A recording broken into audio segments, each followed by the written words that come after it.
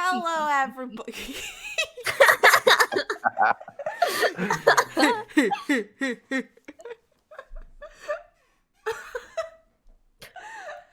Oh, hello, everybody. Welcome to MangaPod. I'm Erin. Lou. And I'm Mangaka.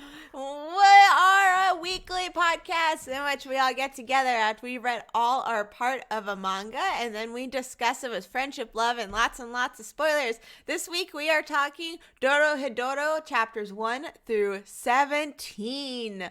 We are going in true podcast style, faceless this week, because we didn't. Cameras or whatever, you know? Sometimes cameras just don't do it for you. No, we're celebrating that we're top 10 in the manga category. On Spotify! Yeah, if you guys, that is a good announcement to start with, is that we are officially on Spotify and iTunes. Yay! And so we're almost top 10 for Spotify. If you guys want to go and check it out, I'll post the link in the chat here. But then you can also search for MangaPod and you will be able to find it there. Yeah. Or you can go to our website that I've set up, and I have the Spotify embedded, and then I have the Apple podcast in a little button link. Perfect. Yeah, so if you want to go and check any of that out, we'd really appreciate the support and the shares and the listen. We are going to be doing we'll upload the podcasts that we do currently, and then we are also going to be uploading previous episodes, so like MangaPod classics. And so if you have one that you guys would like us to post on iTunes and Spotify, there is a thread on our subreddit, reddit.com/r/mangapod, where you can go and post episode suggestions of what ones you would like to see us upload. So it's been kind of fun to go back and look at what episodes I want to have up, I think would be great. And so just listening to previous episodes, I'm like, oh my gosh, what babies we were. Come a long way. We have. Are there any other announcements you guys think we should bring up before we dive into it? Oh yes, very important. I changed the background for our site as well. I hope you guys can enjoy him just as much as I enjoy him. Our fire trash baby. Yeah. Little Bakugo everywhere. Everywhere. One of my favorite reaction images is of Bakugo all angry with doing his fist to get the fire thing, and it just has all the emoji hearts coming out of it. It's one of my favorite reaction images. So if you guys have never joined us for a MangaPod, you know what? Hold on, back up. Dodger is not here today. She is going to visit Sam in the hospital. So if you want to go ahead and send her love and Sam love and whole family love, Sam's been dealing with some sick stuff, and they're getting him taken care of. But always good to send some love over their way and tell her that we miss her and we love her. So just give her and Sam all sorts of love and hugs and all this stuff. You can find her Twitch, twitch.com/TV/DexBonus// and then her her Twitter handle is DexBonus as well. So, if you guys have never joined us for a MangaPod before, what we like to do is give you a short spoiler-free description of the manga that we read, aka a summary, and then we will give you our spoiler-free recommendations, whether we think you should spend time going to read this manga or not. That way, if it sounds like something you're interested in, once we get to spoiler section, you can take your leave. And if not, you can totally hang out. You can come back and after you've read it, watch the VOD of this on HappiLeeErin YouTube channel or listen to it on Spotify when it gets uploaded. So I'm gonna. Oh wait, politely ask that nobody post any spoilers in chat until we get to spoiler section. And once we're there, please don't post any spoilers past chapter 17 because we have not read them. Don't post any fake spoilers or joke spoilers or anything like that. So we will timeout ban all the not so fun stuff. I'm going to go and read the summary for Dorohedoro. The story revolves around Kaiman, who does not remember who he was before he was transfigured by a magic user. This transformation left him with a reptile's head and a desire to find out the truth about who he really is. Accompanied by Nikaido, his female companion, he tracks down magic users in the hole and unceremoniously chops down on their head, hoping to find out who it was that put him in this state. One by one, they witnessed this second man inside the head of Kaiman, and after pulling them back out of his mouth, he asked them one question. What did the guy inside my head say? Blah. Cool. It's a lot to unpack there. I know. This is like so weird not having a camera because I'm like doing like quotations and looking into the camera on big moments, and it's just like no one can see me. I feel like I'm doing silly. But yeah, there's a lot going on in this manga. Would one of you like to go first for your spoiler-free recommendations? I'll go first.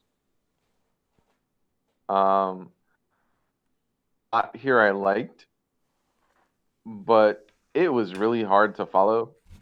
Like, in this story, you kind of jump around a lot to different perspectives.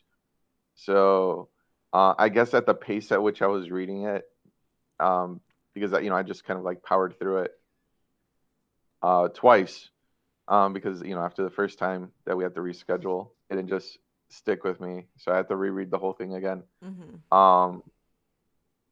It was a little all over the place for me. I don't really recommend reading this, even though like some of the content that's in it is entertaining. Specifically, a lot of the gore was really interesting to look at. But I'd be interested in watching this as an anime, which it has an anime that's currently airing that's in Netflix jail, if I'm not mistaken. Yeah. So I would be more interested in watching this as an anime. Yeah, I'll piggyback off that and say the same. There was a lot of content in it that I really liked, specifically the two main characters and the three bad guys, like the enemies. I guess 4 if you include weak boy. But it was really hard to follow, and it was really tedious in terms of the dialogue because some pages would have 15 boxes of action plus dialogue. And so it's just kind of was very difficult to follow. It took a really long time to read. There were some really engaging moments with the art and with the fighting and with the gore, like Lou said. And there was some really quirky stuff. I'll go into it later. There was really quirky stuff that made it really endearing. But then there were points where I just was so confused about what was going on. I had no idea what was happening or what the genre it was trying to fit in was either. So I have trouble recommending it, but I definitely would like to watch the anime as well. Basically, for me, everything you guys have said is about the same. I would have to be like, I would have to know that somebody's like really into gore and is more character driven to recommend it. Because, yeah, it was just really busy at times in terms of the background, and it was kind of hard to read at points. Yeah. So, do you guys have anything else you want to add for spoiler free? No, I think I'm good. Cool. So those are our spoiler-free recommendations. If it still does sound like something you're interested in, we're gonna jump into spoiler section now. So it's your turn. Time to hop skadoodle on out. But if you guys do not mind sticking around for spoiler section, or if you've read it, then we're gonna do a quick little countdown here and jump into spoilers. 5, 4, 3, 2, 1. Kaiman Yay! is God. Who? Kaiman is God. Kaiman. Kaiman is God. Kaiman is such Maybe the guy inside of him. the guy is inside God. of I don't know. Kaiman. Yeah. All right, spoiler section. Up to 17, we are going to be talking spoilers. So we always start spoiler section with the question, what were you expecting before going into this manga? Anyone want to go first? I don't mind going first. Lou, you go first. All right. So I've been hearing about this manga for a while, and I've always heard that it was like really over the top and violent, and that it was very different from a lot of the manga that you normally find. And so my expectation was kind of what we got, only I didn't expect for it to be as grimy in its presentation as it was. And the thing is, if this would have had more of a cleaned up, polished art style, it wouldn't have worked. I don't think it wouldn't have been as interesting to look at, and I don't think it would have served the narrative as much as the style that it's presented in. So I basically got what I expected, though I really would kind of wish like the story itself would have been a little bit more coherent, or that maybe that I wouldn't have been in a position where I had to power through the manga. Like if this is the type of manga that I think maybe reading a chapter a day and taking your time with it to really process everything that's going down on the page. I think that's the best way to handle this one. Um, oh, and there was another part to it that kind of really stuck with me, in that like for the manga, it felt like it was like poorly handled, in that like we understand that they're magic users and non-magic users, but there isn't much really of an explanation of how the society itself works. So I feel like that like it's missing that kind of detail, where it's like to how it works, but it's not really fully explained. So it makes it hard to understand how Cayman and Nikaido are able to do all this like bounty hunting that they're doing. Moeka, do you want to go?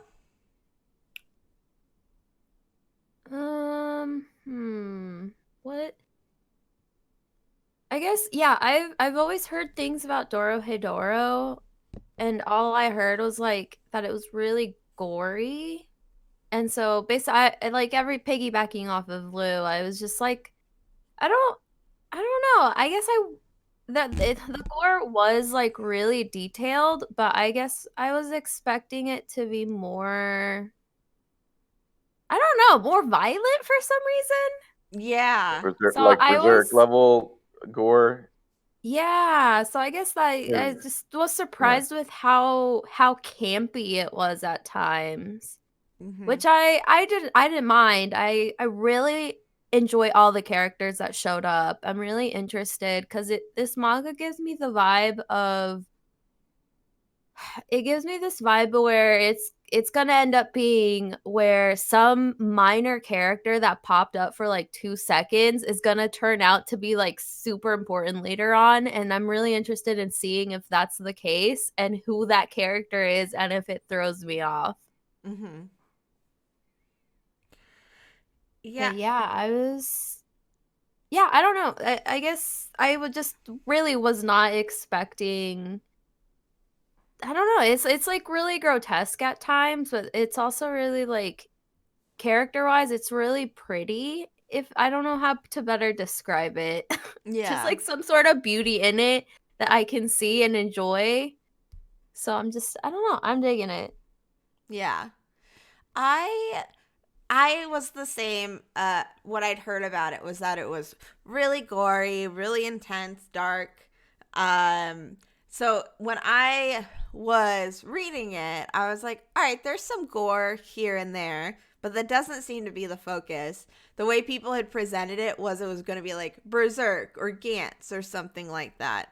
And that's what I went into expecting was more horror, and it was not horror at all to me. So I didn't expect it to fall into so many different categories. Like it felt like it was trying to be a horror and then also a seinen, and then also a comedy, and then also a sci-fi, and then also a punk sci-fi. And so it was just like all over the place. And so I definitely didn't expect the goofiness or the campiness like Moeka said either. And I expected the world to be a little bit more fleshed out.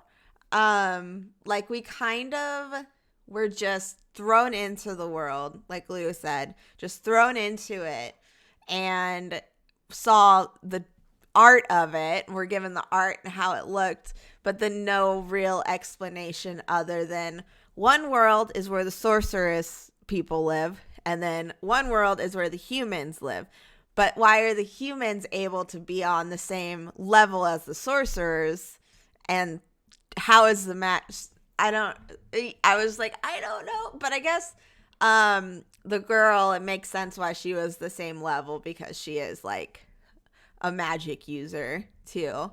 But it was still just, I'm wondering if the mangaka kept it so simple because she didn't want to be like tied down to such specific rules. And so if you keep it more vague as she goes, she could be like, all right, well, now this is happening, and I never said it couldn't happen. Like, there are no laws to how the magic and the like worlds work, really, other than they hate each other. Like, that's the only thing it seems to be. So, Actually, sorry, I'll butt in here to say, I looked up some stuff about the mangaka, and I was surprised to learn that it was a female mangaka. Because I feel like you don't tend to see that many like female doing, I guess you would describe as dark fantasy. That's what this is. yeah. It's like it's less the horror, and it's more just like this really gloomy tone.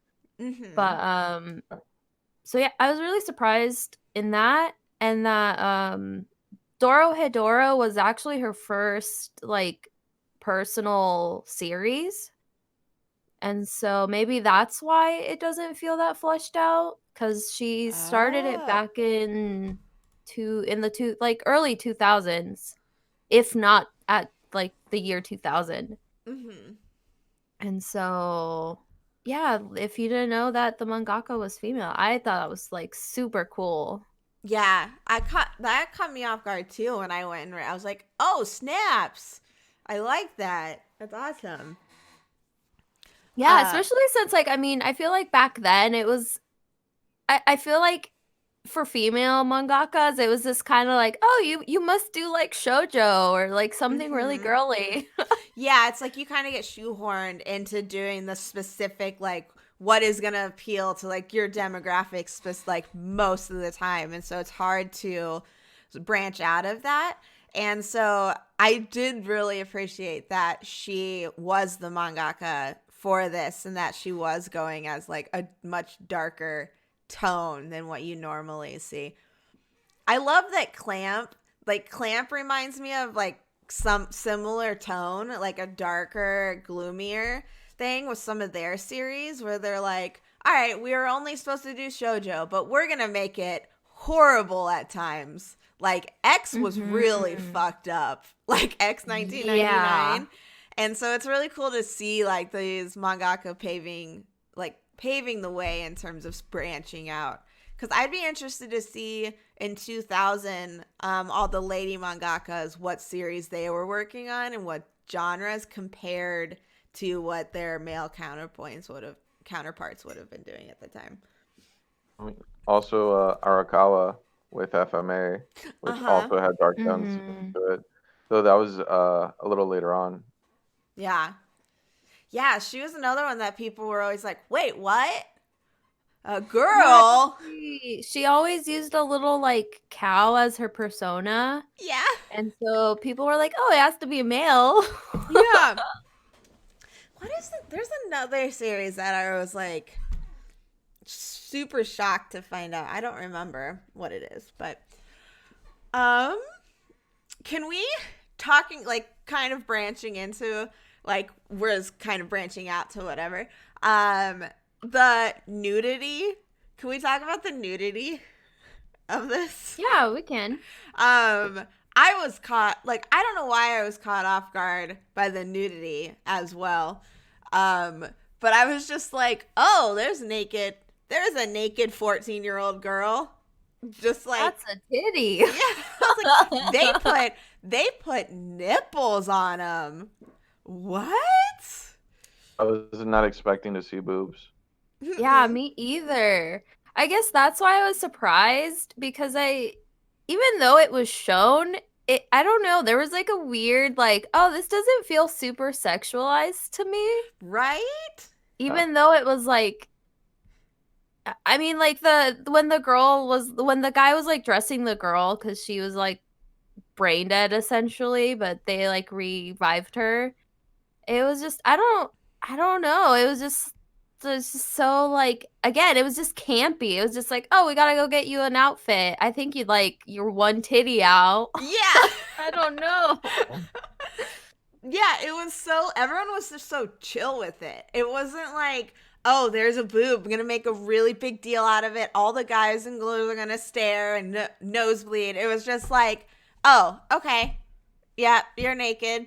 Details. There's a lot of details, but it's just so whatever, which is nice how it was very refreshing how they treated it. And I think it's because the mangaka never didn't give it to us through the lens of sexual, like trying to be gratifying.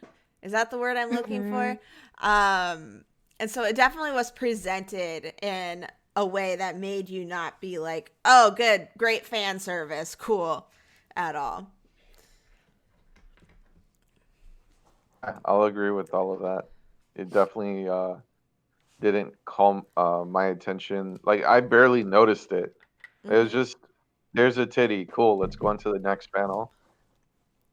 My favorite nudity was where the turkey head guy was like recreated Noi, and she's just super duper buff lady, like just hardcore nipples, all of that. Yeah, like, hey! My giant lady. Oh my gosh, I love her.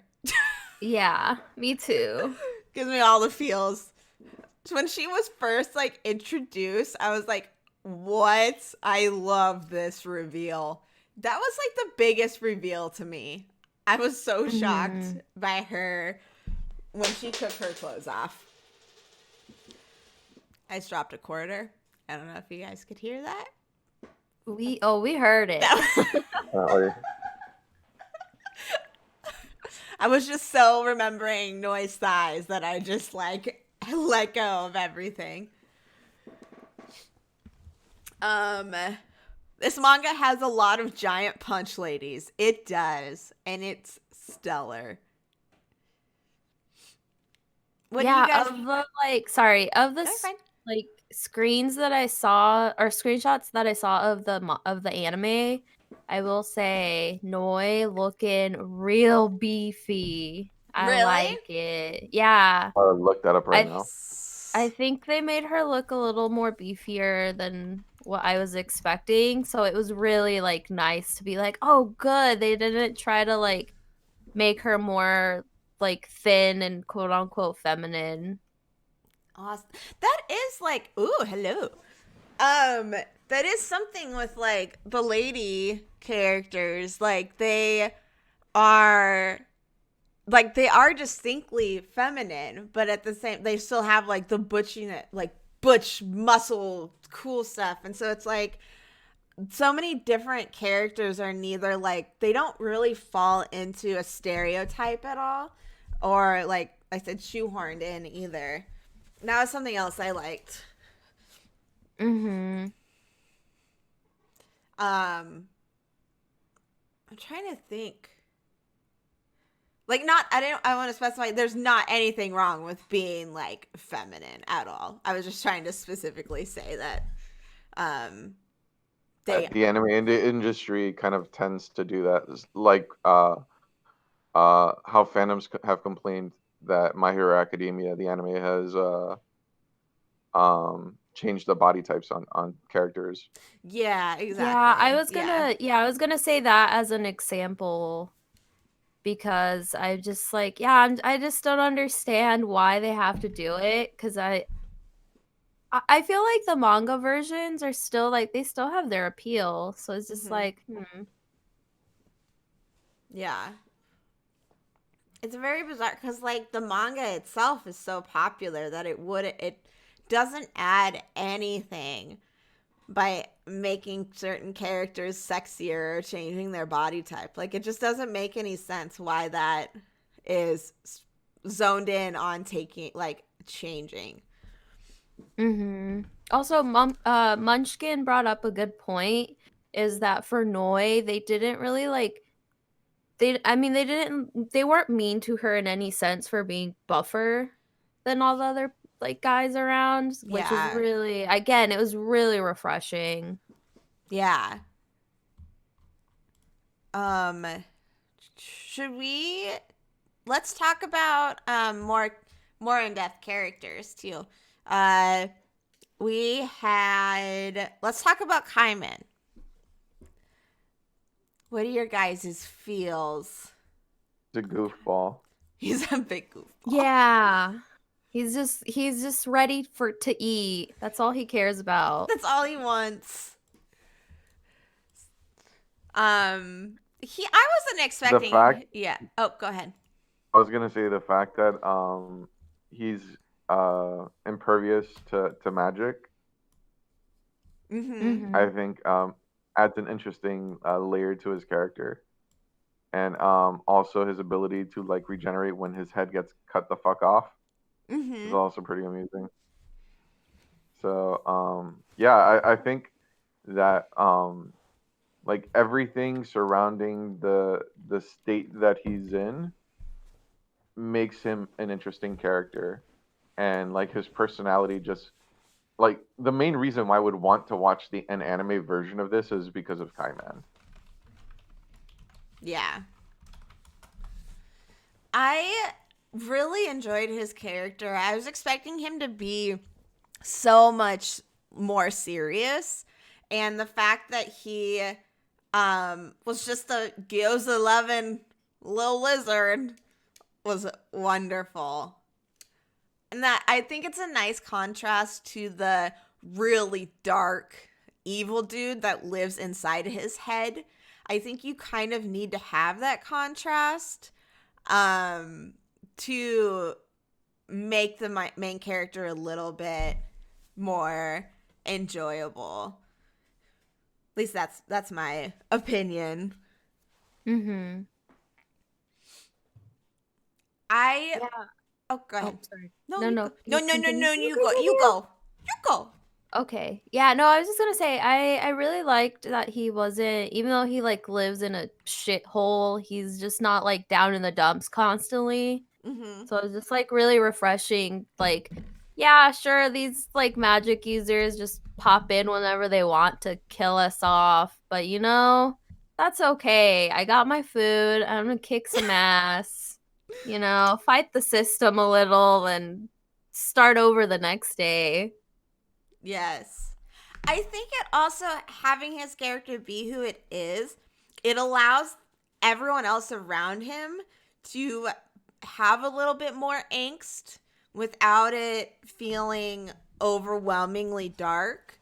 So it kind of plays to the lighter side of the manga to have him be the counterpoint for like other people's darkness. And I'm hoping that he does still get his moment of like, this upsets me, this is what's wrong, this is horrible.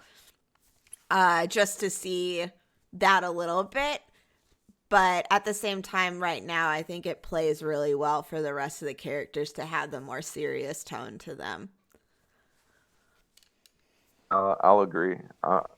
Like, I'm kind of waiting for that emotional breakdown from Kaiman when he gets frustrated after hunting so many magic users down and not really making any significant progress. Mm-hmm. I'm waiting for him to have that, like, a little emotional break of frustration, of not knowing who he is or what it's gonna take to restore him to his former self. Like, I think that there's some interesting character development that could be available if you know, if given time, like if we stick with this. Mm-hmm.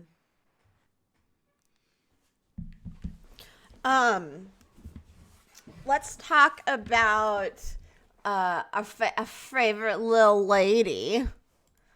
Nikoto? What was her name? Nikaido? Nikaido, that's right. Let's talk about Nikaido. How do you guys feel about her as a character and her relationship to Kaiman? Fun. I like her a lot. Like, I like that her involvement is because they're just friends. Yeah, I was like, It's very I wasn't wholesome. expecting her. Yeah, I wasn't expecting her to be a magic user. And then once I found out, I was like, oh, that makes sense why she's like, I don't know, that she tends to like keep to herself a little bit. Mm-hmm. And so I was just like, oh, that makes sense why she's doing that. It's because she doesn't want to lose her friend. Yeah. It's so cute. I love their friendship.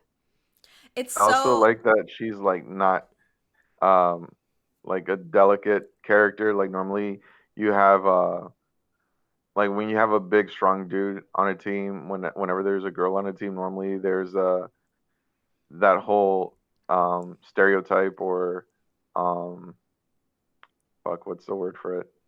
Trope, where, you know, she's like a support character. Nah, she's up in that fight and she's more badass than he is. Mm-hmm. Mm-hmm. I definitely Yeah, enjoy watching her fight scenes. she has like a devil friend Mm-hmm. who she's known since she was like a kid. That's like so badass. Yes. I adore her. She isn't there just to play off Kaiman. She is a character. Like, she is herself. She's been developed. She's got her own little quirks. And it's so refreshing to have a platonic main relationship. Like, maybe it'll change in the future, but like right now, having the relationship be as it is, it's so refreshing because you so rarely have a platonic relationship like the one that these two have, and they're on equal levels too. Mm-hmm. I love her. I want to try her gyozas. Me too. I love gyozas. They made them look so apt. The fact that like they were in every single chapter, I just wanted more gyozas every single time I read it. Let's talk about baddies. We got some bad dudes. We already kind of touched on Noi. So we've got Shin and En and Fujita. I think. Or Fujita's the weaker dude who always takes care of Abisu.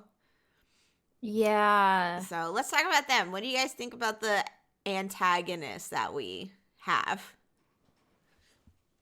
So they're not so much villains as they are antagonists, because they are like magic users. So from like Kaiman's point of view, they're evil and like that world's point of view, but in the whole, it doesn't seem like they're evil or treated as villains. They're just like they're the antagonists, I feel like.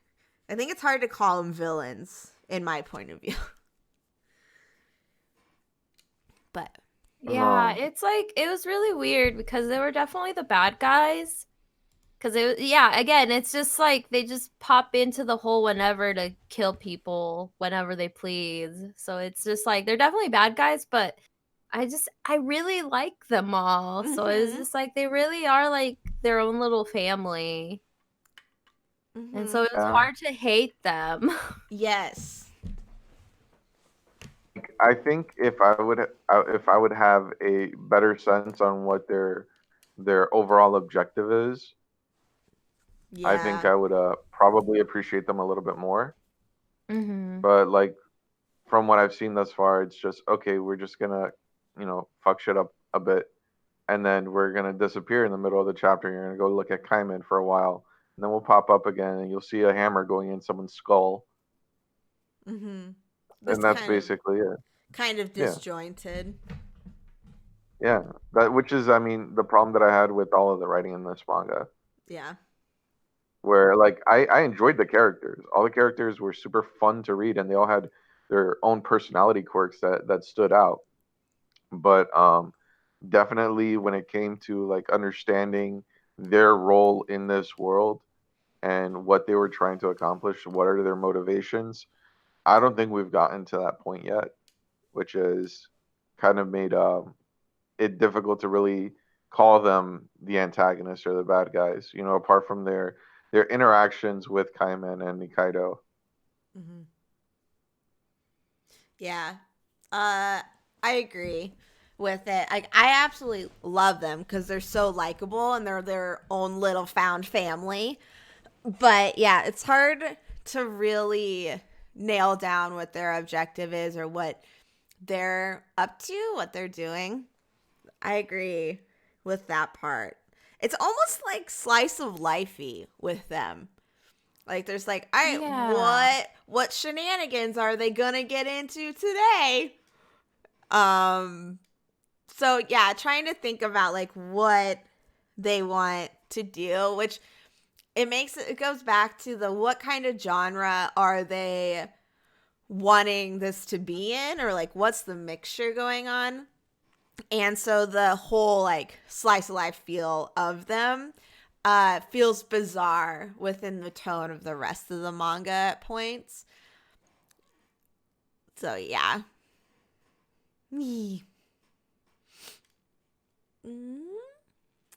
Should we talk about the writing a little bit more, or do you guys want to talk about art? Let's talk about the writing. So I think that while I do have issues with how the story progresses, I think the dialogue between the characters is all super like witty and fun. And distinct. Like there's a lot of times where you're able to tell what character is talking. Like even with how messy it is, there's times where like you can tell what character is talking to the other because of just the way they speak and what words they choose and stuff.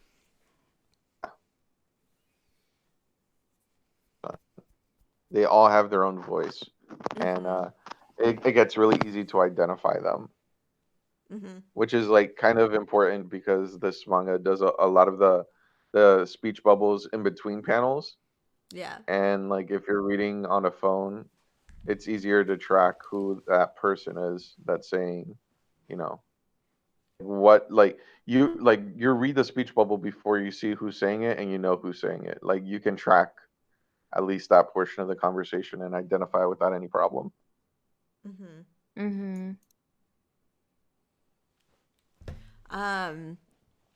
Yeah, the writing. Oh, sorry. No. Oh no, you're fine. I thought I was echoing. That was so weird. Like the way we talked at the same time, I was like, where did my echo come from? But you go ahead. Oh, I was gonna say I definitely feel like the weaker parts of the writing for this manga definitely have to do with with the mangaka just not having the experience. And so it makes me really interested to see like how she's progressed, because I think this is her longest running series.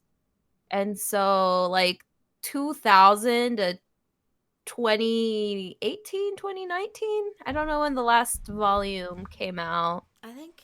but that's a long stretch of time. Yeah, 18. So I'm really excited to see it if she like improve. I'm guessing she improves because people still talking about this manga, and everybody seems to really enjoy it. Yeah, I feel like since we just read the first, because there's 200, 150, something like that chapters. So we read the very start where she's like figuring her shit out. But it's still, for this section, it was very hard to follow at times about what was going on. And I think a lot of times it was due to too much exposition in very limited amount of time. And so there would be chapters where it was a lot more like action heavy and things like, all right, it's just going, cool, this is going. And then the next chapter would just be, all right, here's all this exposition about what we're doing today and what this world, part of this world is. And you're just going, how is there 16 panels on this one page and each one has dialogue on it? I don't understand what to do. So it would get really overwhelming at times. Yeah, so that made it a little hard to understand what was going on. But I agree with you, Micah, that I bet it like evens out and gets more condensed. And that's what a few people in the chat have mentioned too, is that it gets more condensed later on as it goes. I mean, I would hope so. The mangaka had 18 years to refine the writing style. Yeah. What is 18 years? Makes me wonder how much of the manga is going to be adapted by the anime. Like, is it going to be a full adaptation or not? Yeah. Because it's done. So It's also interesting that they waited so long to do it. It's just so fascinating to me how like what manga get adapted and when they get adapted, how it works. That's part of the industry that I like want to learn more about. Yeah, because I feel like some of them, when they get adapted, there's not even like 2 or 3 volumes out. So it's just like, why this? Was it just something you picked up, liked, and was like, I'm gonna adapt it? Yeah. It's like, okay, you picked this up before it was even halfway done, so now you're going to spend the last 15 episodes with filler and things that don't even make sense. I don't understand. I'm talking about you, Pandora Hearts. Just calling out. And then there's one like this that doesn't become an anime after 18 years until it's like finished for 2 years. It's very interesting. I'm curious about how it works. Yeah, because also it's... Oh, sorry. I was going to say, somebody in chat talked about... Oh, just keep cutting you off. No, it's okay. It's okay, Micah. Go ahead. I think it's really interesting that somebody said that they think that they wanted Dorohedoro to get a fan base first, but I feel like there's plenty of adaptations where there's been series that absolutely have abysmal like following, and so that's why they do an anime adaptation, is so that it pushes for manga volume sales. And so I guess that's why I'm surprised that it took this long, because you would think that they would just do a really kick-ass anime adaptation and then that would help push the volume to be sold. So it's just like, I don't know. It makes you wonder why like it got the adaptation, since it wasn't for the for the purpose of being marketed, unless it was something to the effect of like the manga getting re-released, or maybe there's another version of the manga or a light novel version or merchandise or other things. Like, it makes you wonder why this one got readapted, or got adapted. But Mm-hmm. referring to old manga that received adaptations out of nowhere, anime like Ushio and Tora, Mm-hmm. where that was an ancient, like, that was, we're talking 90s, and Parasite, again, another one, manga from the 90s that out of nowhere got an adaptation. So and I think it's if I'm not mistaken, it's Mappa that's doing the anime adaptation, and they've been the Yeah. ones that have been Mm-hmm. like really doing those bring it back to life out of nowhere adaptations. So Oh, I'm wondering what. interesting.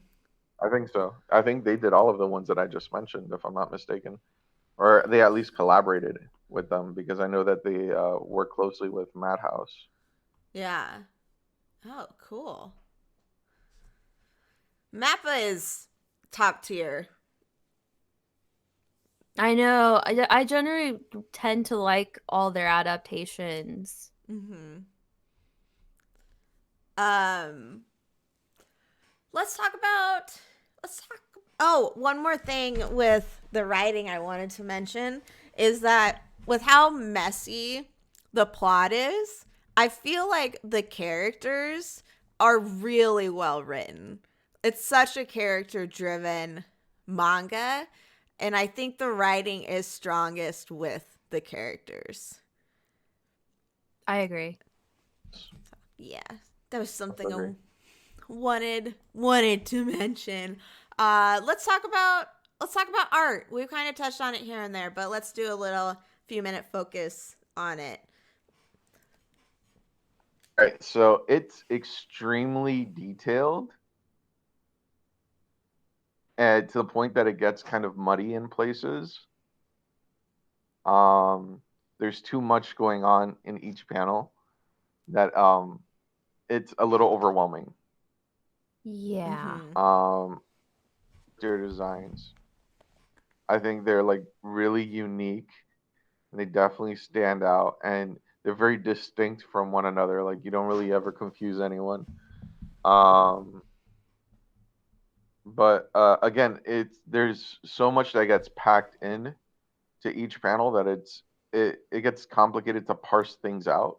Mm-hmm. Um, in terms of the action, um, I feel like I can track like the flow of the movements of what's going on, but the one thing that doesn't really register is the geography of the fighting. So like in manga that are able to do action effectively, you understand where their characters are in relation to their environment, and I feel like that's something that is kind of avoided by this manga through its use of or over reliance on gore, with only a few exceptions.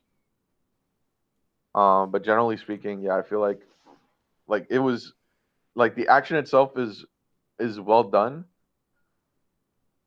With that one, little caveat of I kind of wish that um the mangaka would have done more to illustrate like how the characters close the distance between each other, and how they're able to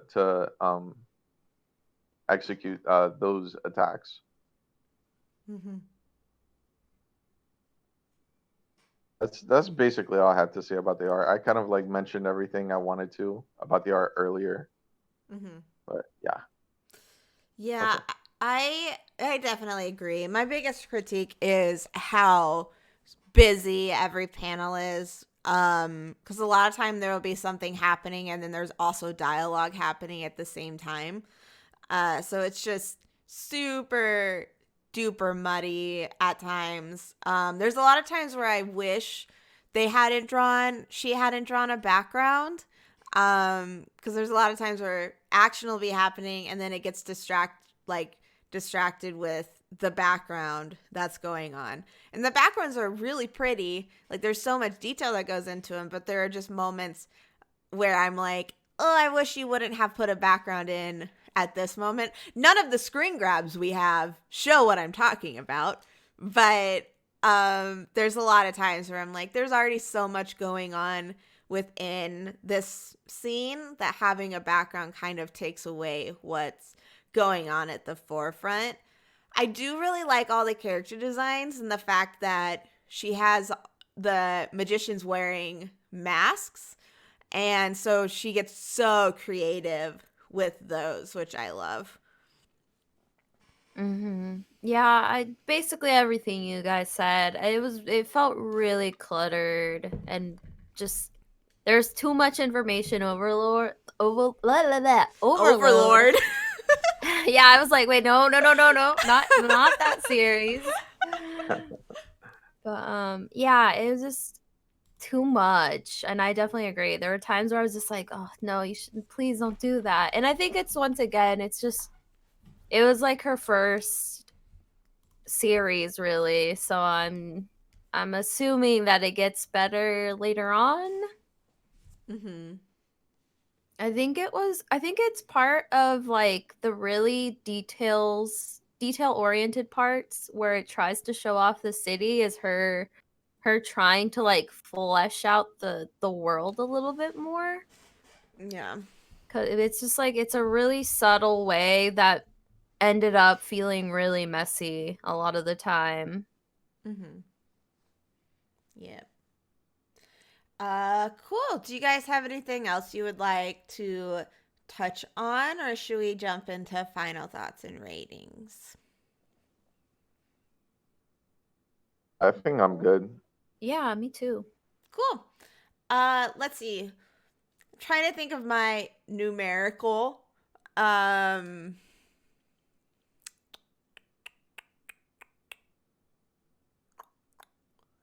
I think like a 6.5 for this section.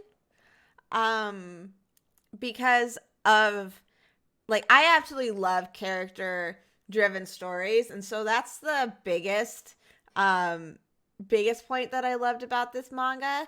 But I do think that this section of reading, it's really messy. It's hard to follow what's going on. It's hard to figure out what genre it's trying to fit into. And the art, there are moments that I like about it, and then there are moments where I'm like, I can't, it's just not clean at all. But I do acknowledge that it's her first series. It's the first 17 chapters out of 200 that she began with. But I think this first section is like a 6.5 for me. I'm gonna say for me it's a 6 out of 10. There's a lot here that I like. It's just a little disorganized and cluttered for my taste. I feel like as the story progresses, that clutter is going to sort itself. It's still going to have some grime to it, but I think that's part of the charm of the manga. So yeah, I think a 6 out of 10 is probably about as high as I can score this. Though, like if it does sort out those issues, I could easily see this jumping into the 8 or 8.5 range for me.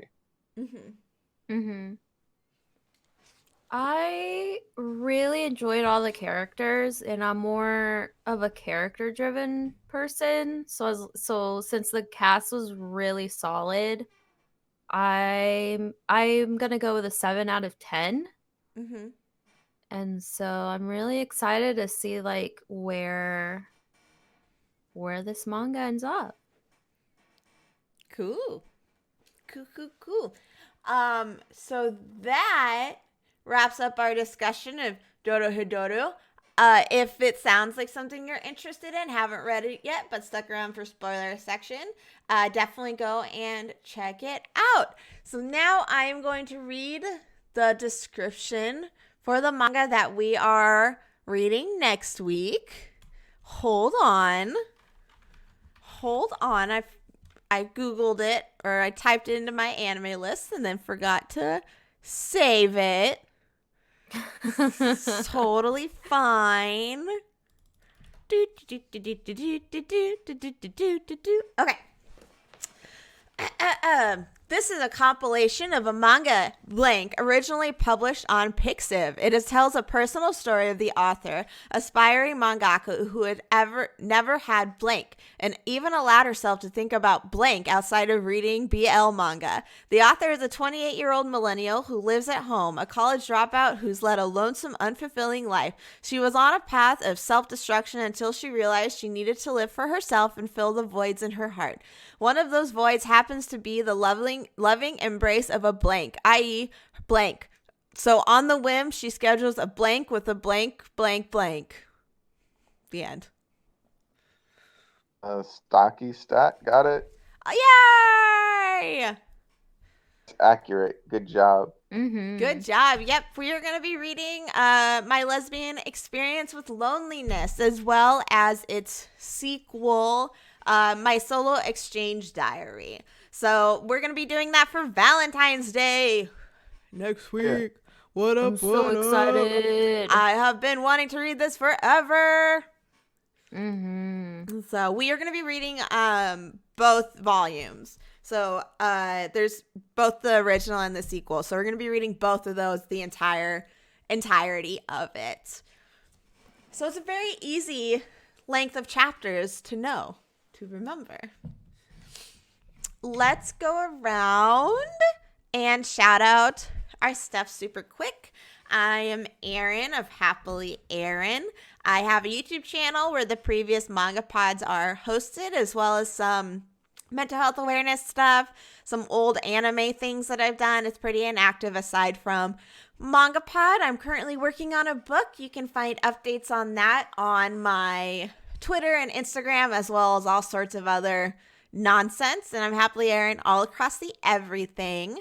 And then we also have our lovely other host, Dodger. Her Twitch channel is twitch.tv/DexBonus, and her Twitter is twitter.com/DexBonus. Go ahead and go send her some loves. So that's us two. And my name's Lou, and semi-retired anime YouTuber. Who knows? One day I may be inspired enough to make a thing. Instead of just like making a script and then not being satisfied with the script, and then seeing other people make something similar to what I've scripted, and then saying, "All right, well, I don't need to do this anymore." It's okay. It's fine. It's fine. But anyways, you can just follow me on Twitter at LouTalksAnime. Good. Cool. Thank you for that ending. Hello, I'm Moeka. I go pretty much on everything by @MegaMoeka. Twitch, YouTube, Twitter, all the good places. I'm a voice actress and I also stream. So I'm slowly starting to upload like more of my playthrough stuff to my YouTube channel. So a little less dead there, very slowly. We do bi-weekly updates just because I don't know how people do like a video every day. It's so crazy to me. Mm-hmm. Yeah, if you're interested, I'm gonna be streaming Hades here in about like an hour. Ooh. To check that out. There's like a Twitch clip that I posted. I think I retweeted it on the MangaPod account if you're interested, where Dukes is just like, Moeka, why aren't you playing this? This is like your weird brand here where there's like plenty of weird dudes to like. So I'm gonna be checking that out, see how I like it. Yes. Cool. Cool.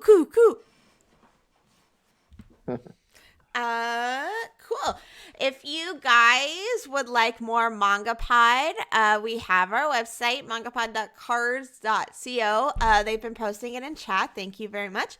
We also have a subreddit, reddit.com/r/mangapod. The schedule for upcoming episodes is there, as well as recommendation thread. If there's a manga or mangaka or webcomic that you would like us to check out, go ahead and post it there. If it's already posted, go ahead and upload it.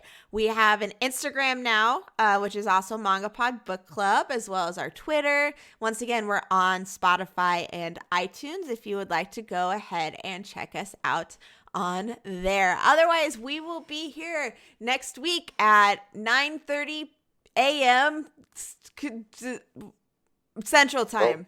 I was trying to remember what time zone we've been saying it We in. get it. Yeah, no, we got it. We got did it. Okay, cool. This is our current new time that we've been testing out on Sunday morning. So we'll be reading my solo exchange diary and my lesbian experience with loneliness next week. We hope you guys are having a wonderful, fantastic, great, beautiful day, and we will see you next week. Bye-bye.